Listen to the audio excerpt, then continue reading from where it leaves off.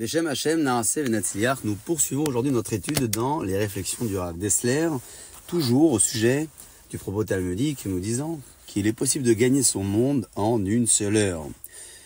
Il faut bien comprendre, nous dit Rav Dessler, pourquoi la volonté d'Hachem est que l'homme cède du Shelo Lishma, rappelons-le, c'est-à-dire de l'approche de la Torah de manière intéressée dans sa recherche. Pourquoi faut-il que l'impureté empiète sur le domaine de la pureté ? N'aurait-il pas pu créer l'homme de telle façon que celui-ci s'élève vers la pureté sans employer de vil motif ? Hachem a créé une échelle fermement plantée en terre et dont la tête atteint les cieux. À chaque étape, l'homme doit employer toutes ses forces pour résister au Yetzer Hara. Il ne peut sauter jusqu'en haut d'un seul bond. Toute sa vie est un long travail de progression. Au début de cette route, le lishma est encore trop fragile, c'est-à-dire l'approche de manière désintéressée complète.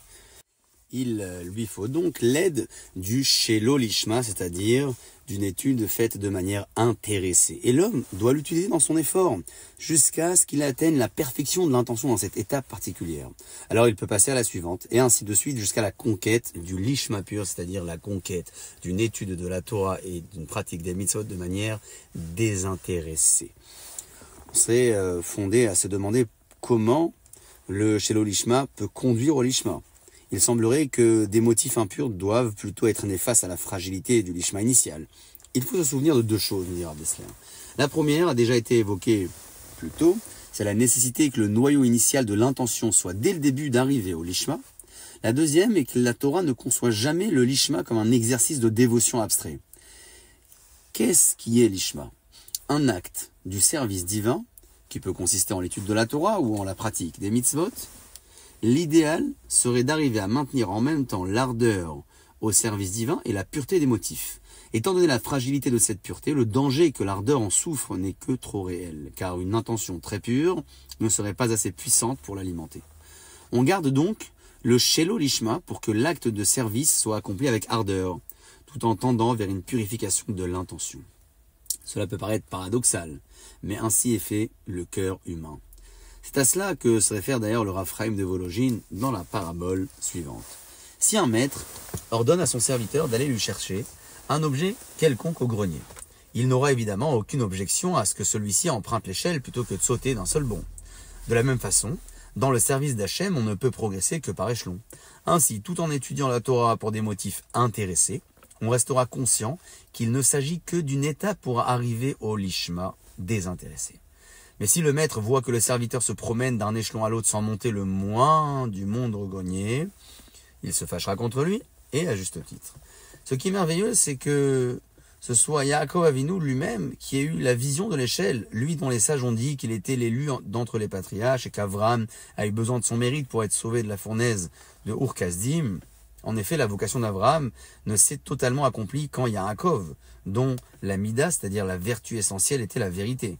Comme le dit le verset, Titen Hamet li Yaakov, tu donnes la vérité à Yaakov, grâce à la vérité qui ne peut comporter la plus légère imperfection sans qu'elle cesse d'être vérité. Yaakov a pu engendrer les 12 fondateurs des tribus d'Israël, dont chacun était un géant spirituel, à l'encontre de ses prédécesseurs, dont la descendance comportait également un Ishmaël pour Abraham et un Esav pour Yitzhak. Et c'est à lui, ce juste sans égal, qu'Hachem a montré le rêve de l'échelle, comme pour signaler que même lui ne saurait s'élever que par échelons successifs.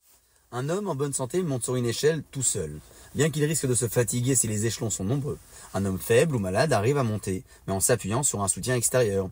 Un enfant peut gravir quelques échelons en s'aidant, tant bien que mal, des bras et des jambes. Mais un cul de jatte ne peut monter lui-même, ni peu ni beaucoup, puisqu'il ne peut même pas se tenir debout sans tomber. Or, il faut absolument qu'il arrive au sommet, c'est une question de vie ou de mort, que faire? Alors il appelle au secours, il implore qu'on le prenne en pitié et qu'on le transporte en haut.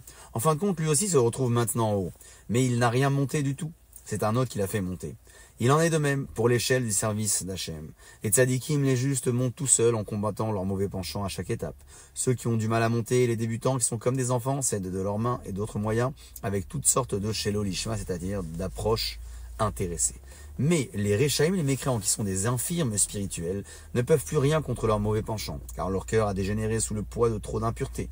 Ils sont totalement incapables de gravir le plus petit échelon. Que faire? Crier vers Hachem. Lui aura pitié et les emportera jusqu'au sommet et en haut d'un seul coup. si leur cœur se brise de remords, s'ils rejettent véritablement leurs méfaits, qu'ils se tournent vers Hachem, ils se retrouveront tout en haut. Le prophète l'a promis, je vous donnerai un cœur nouveau et je mettrai en vous un esprit neuf. Le tzaddik doit peiner pendant de longues années pour ouvrir son cœur à la sainteté, mais le Baal Tshuva reçoit lui un cœur neuf. Ainsi s'achève cette seconde étape de l'analyse du Rav Dessler au sujet du propos talmudique, nous disant qu'il est possible de gagner son monde en une seule heure. Baruch Adonai Le'olam, Amen ve Amen.